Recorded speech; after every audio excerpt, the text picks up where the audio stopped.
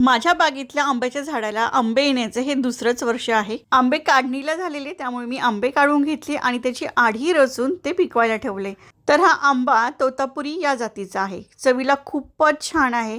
बरेच वर्ष अंगणामध्ये होता, पण कुठला आहे नेमकी तेच कळत नव्हतं. तोडावं की नको या संभ्रमात आम्ही होतो. म्हटलं एकदा फळ बघूया याचं कुठलं आहे, त्यानंतर गरज नसेल तर आपण तोडूया. पण हे आता इतकं छान फळ लागतं त्याला. हे दुसरं वर्ष आहे आंबे येण्याचं.